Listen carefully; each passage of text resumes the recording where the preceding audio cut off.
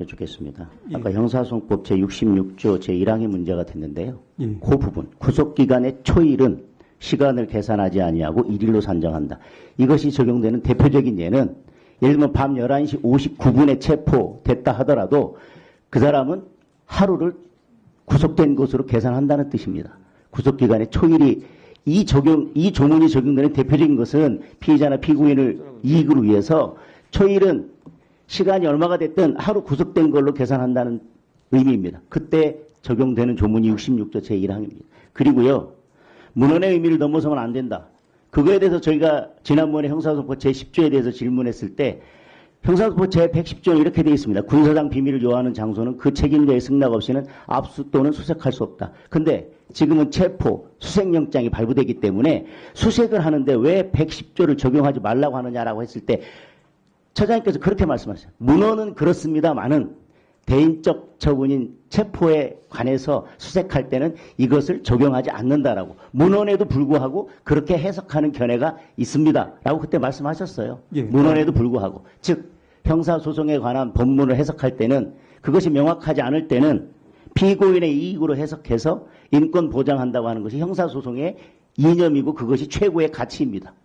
견해는 다를 수 있지만 지기현 판사가 이번에 구속 취소에 관해서 그런 형사소송의 이념을 바탕으로 가장 엄격한 해석을 했다라는 게 처장님의 답변이시죠. 그와 같이 저희들은 이해하고 있습니다. 자, 그리고 장관 직무대행님. 네. 2011 헌가 36 전원 재판부는 이렇게 결정했습니다.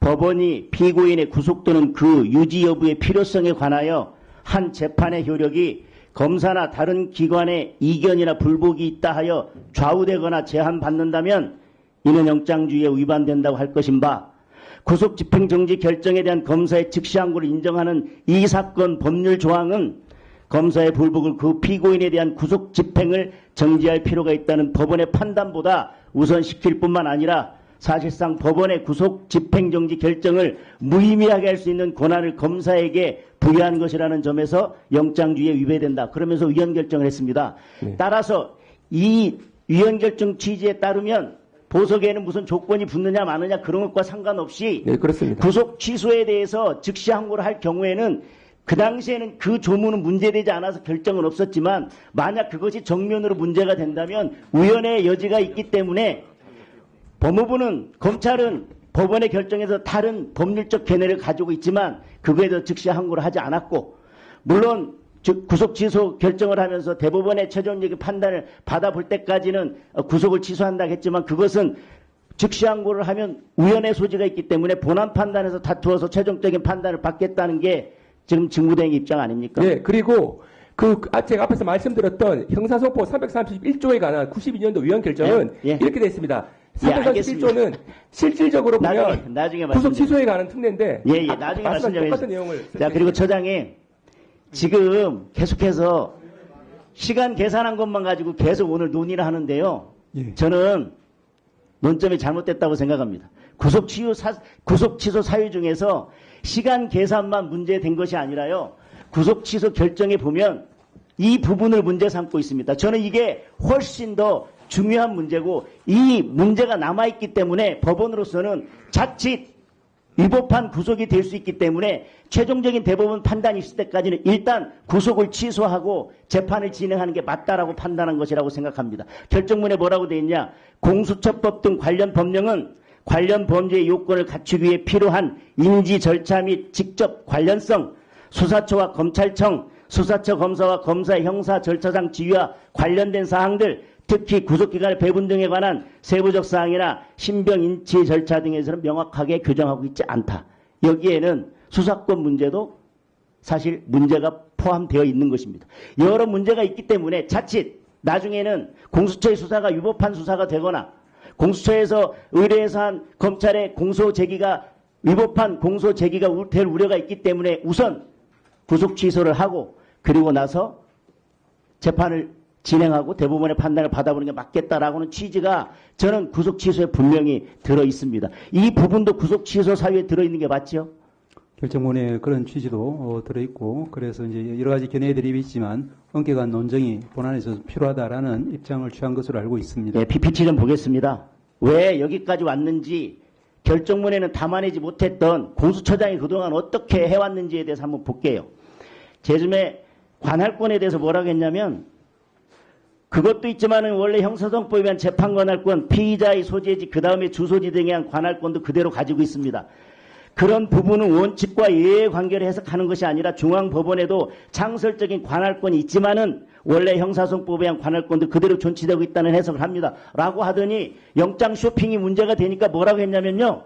31조 본문에 의해 관할권이 생기지 않고 형사소송법에 따라 토지 관할권에만 의합니다. 중앙지방법원에 관할권이 있었던 것 그리고 12월 30일 대통령 체포영장을 청구할 당시에는 서부지법 외에는 관할이 없었습니다라고 갑자기 답변을 바꿔요.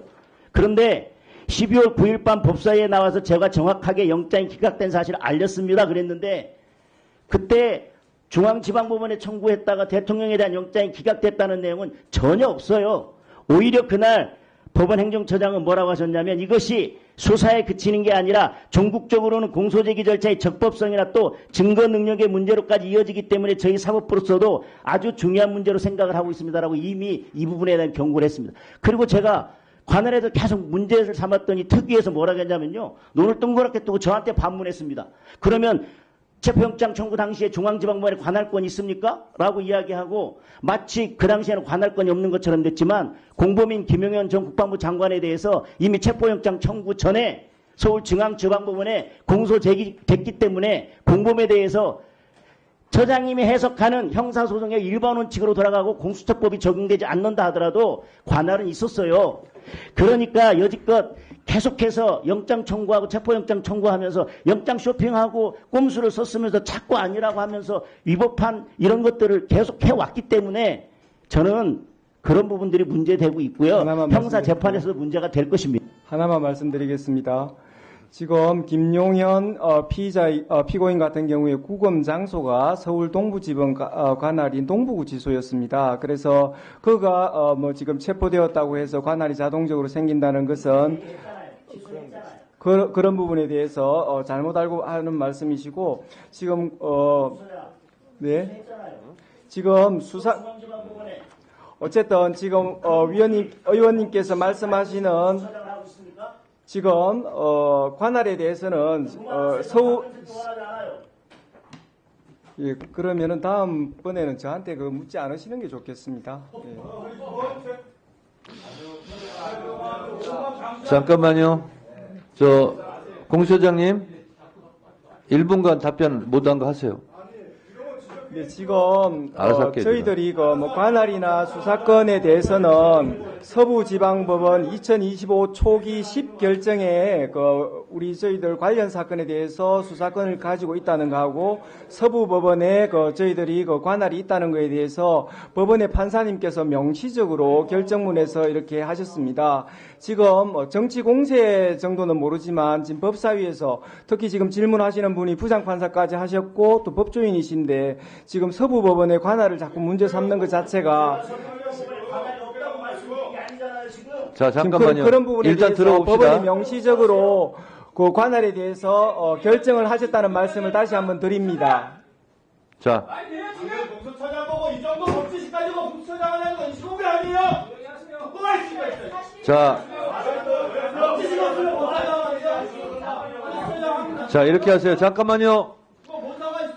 공수처장을 비롯해서 법원행정처장, 법무장관 직무대행께서는 의원님들의 질의에 대해서 불만이 있더라도 직접 표출하지 마시고 발언을 하고 싶은데 할 내용이 없다. 근데 그 의원한테 시간이 끝나고 발언권을 요청하지 마세요. 그 의원은 발언권을 줄 권한이 없습니다. 위원장한테 있어요. 그래서 그런 경우는 의원님들한테 대드는 듯한 이런 모습은 하지 마시고 다만 못한 답변이 있습니다. 저한테 발언 기회를 주십시오 하고 저한테 신청하세요. 그래야 충돌을 좀 피하는 거거든요. 앞으로 그렇게 해주시기 바랍니다. 네. 필요한 경우는 저한테 요청하세요. 그러면 서로 감정만 상하니까요. 잠시 안내 말씀드리겠습니다. 태도를 지금 지적했잖아요.